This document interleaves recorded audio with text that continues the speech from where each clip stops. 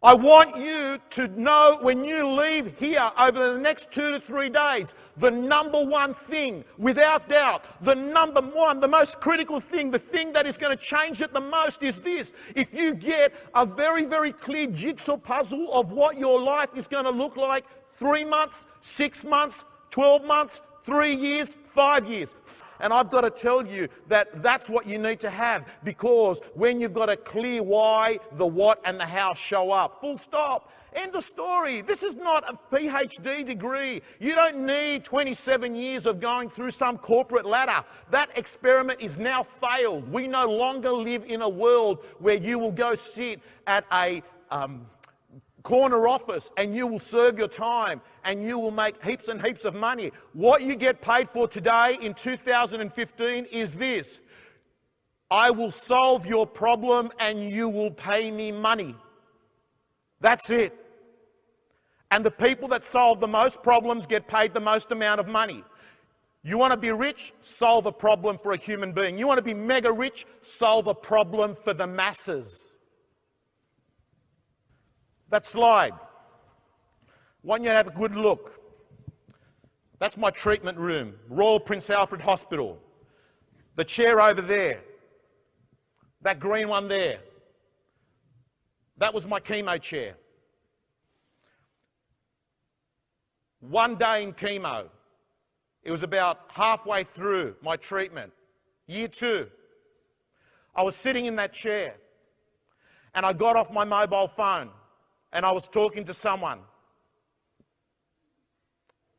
And it was a terrible conversation with this person. And I hung up. And I remember, to this day, that was the turning point. Because I said to myself as I hung up, I said, Tom, cut the bullshit. You're scared. You're packing shit, Tom. You're sick. You're unhealthy. It is draining to stay strong on the outside when your life is falling to bits on the inside. Tom, things aren't good. Tom, you need to face the truth. Drop the ego. Drop the bullshit. What's working in your life and what's not working in your life. That was the most powerful 30 seconds of Tom Panos' life on this planet.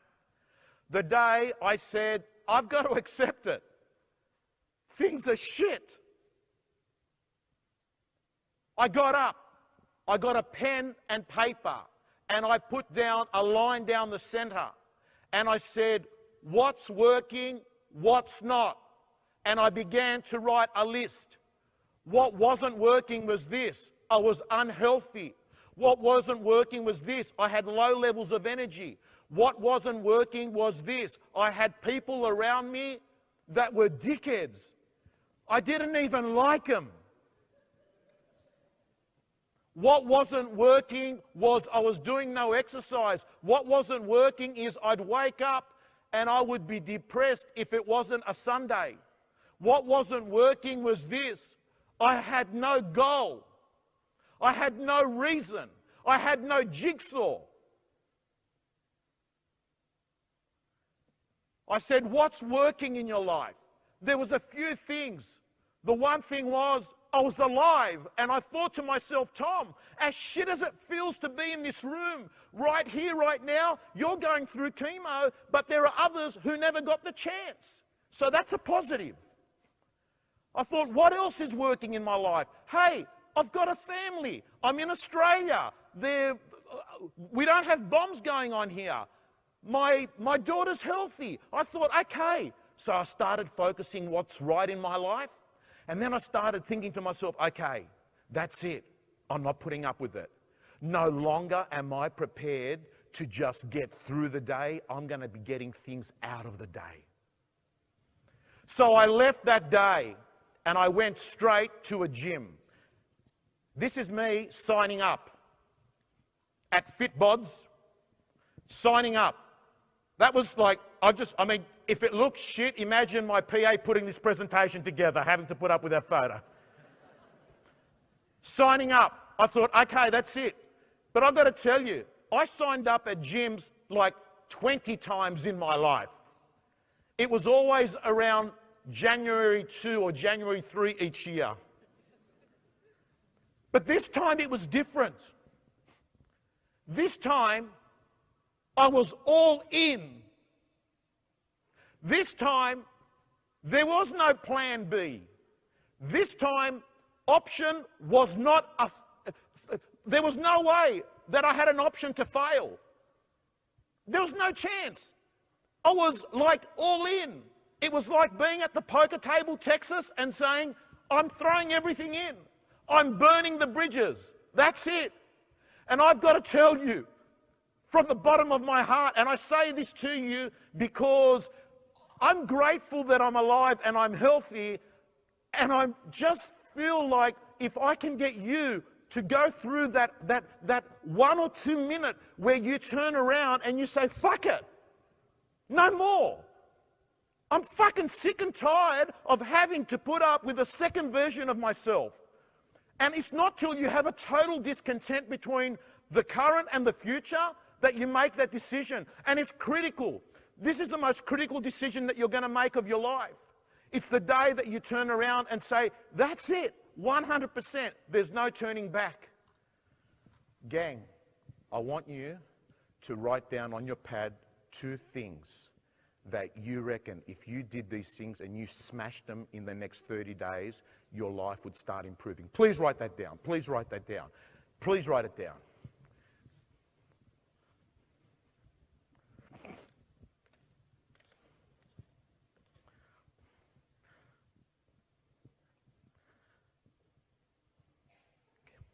Can I just share with you some of the things that happened over those next 30 days, the transformation? The first thing I did is I joined a club. That club was called the 5 a.m. Club. Full stop. Now, here's the thing.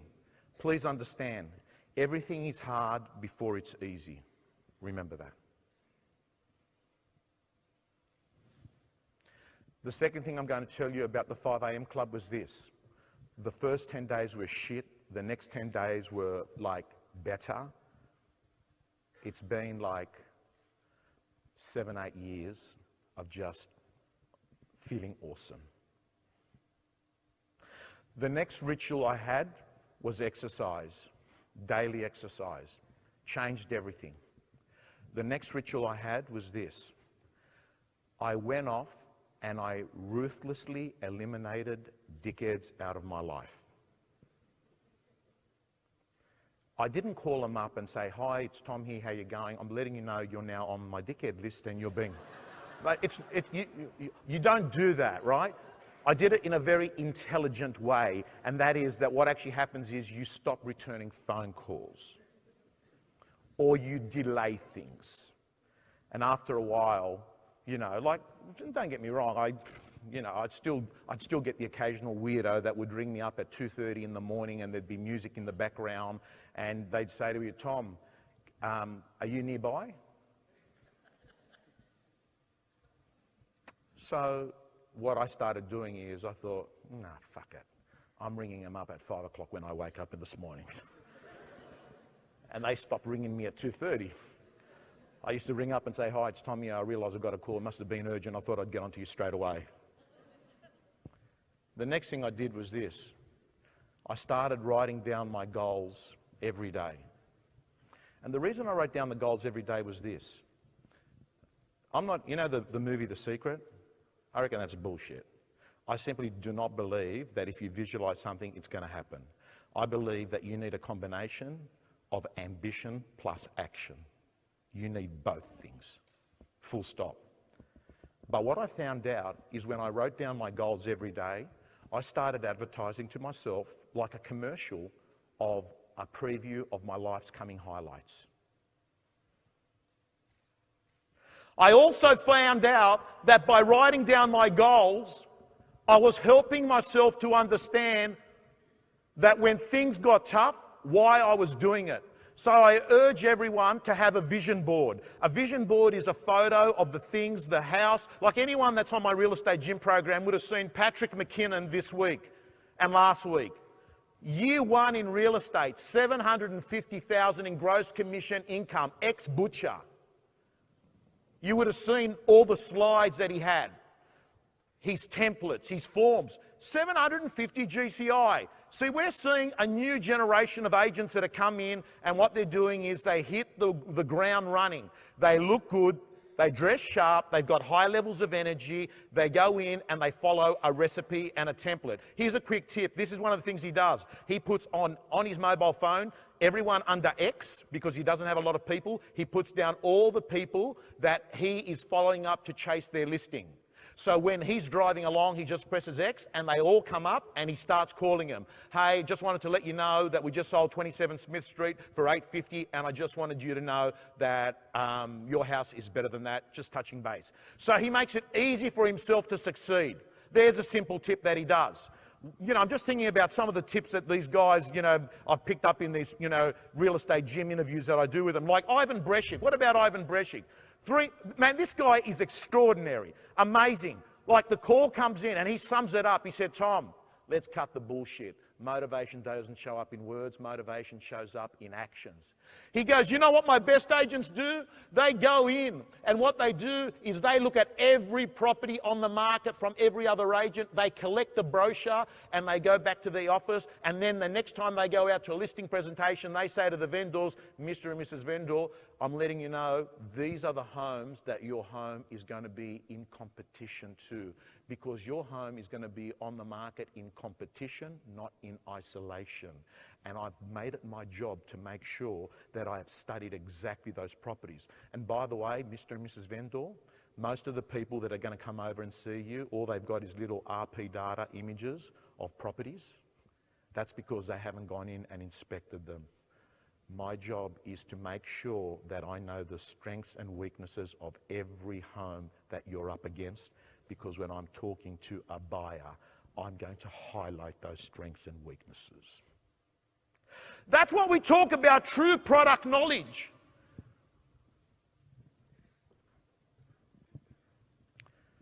Some of the other things that I think about Dib.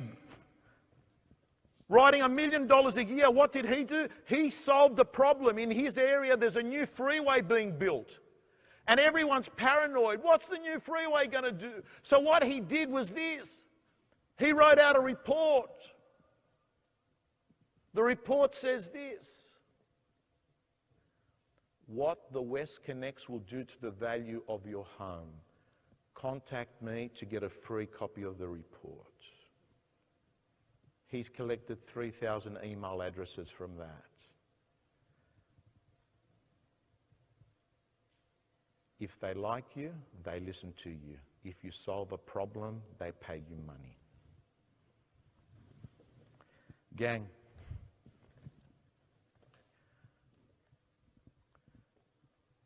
here's a bunch of guys. John McGrath, Alex Waters, Danny Hayes, Gavin Rubenstein, James Tostovan. I'll tell you a little bit about, like, if you ask me right now, in Australia, if you want to listen to someone whose audio matches his video, you listen to James Tostovan. I was one of the people involved in the top 100 rankings, REB. I looked at the numbers, I saw them with my own eyes. The guy's a fucking machine. It's the truth. Not only that, you open up some brochures from real estate agents 20 years ago, you never see them. James is still here. I'm into sustainability. I'm not into one-night wonders. His audio matches his video. Marcus Ciminello, Mark Kentwell, Mark DiGiulio, Matty Steinway, one of my closest friends, and I would say one of the best practitioners and educators at the same time. Michael Clark, Michael Coombs, Philly Harris is speaking here. Some of these guys are speaking here, Vivian Yap. And I know everyone wants me to give them a few scripts and dialogue, so I'll just fly through a couple here. Here's a great piece of dialogue to use when you've sold a property. You sell a property, that afternoon you go out to your magic 50, the 50 people around your signboard, and you say this to them.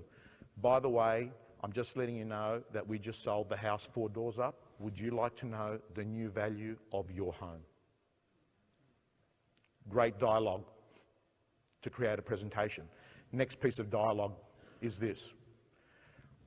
Every person that's coming through open for inspections, great piece of dialogue. Can I ask you, is this your first purchase in the area or your second?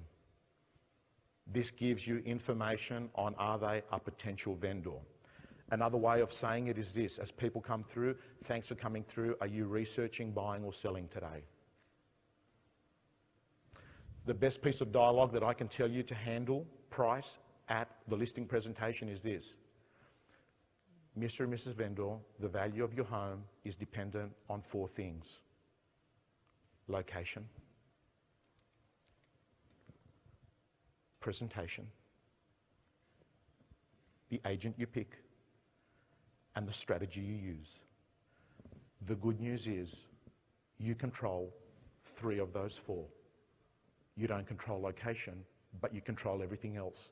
So Mr. and Mrs. Vendor, whilst we cannot control the price today, we can control the process. And Mr. and Mrs. Vendor, let me tell you, it's the process, not the promise of a price, that will get you top dollar. Can I go through that process? The last thing I'm going to leave you here is, I mean it from the bottom of my heart. At the end of the day, real estate clients don't want to meet a real estate agent. The happiest I became in my life is when I went back to who I was supposed to be, not what the world had told me to become. As I finish off here, I'm going to tell you this. My final words to you is this. Never, ever, ever turn around and say, but it's better than nothing. That's bullshit. What your life is this. Do not treat the past as equaling the future. My final words to you is this. In a world that's constantly trying to change you, the people that are the most attractive are the people that are themselves. So I say this. Forget about who you think you should be and be who you are, and never, ever, ever let your personal history get in the way of your destiny. Thank you so much.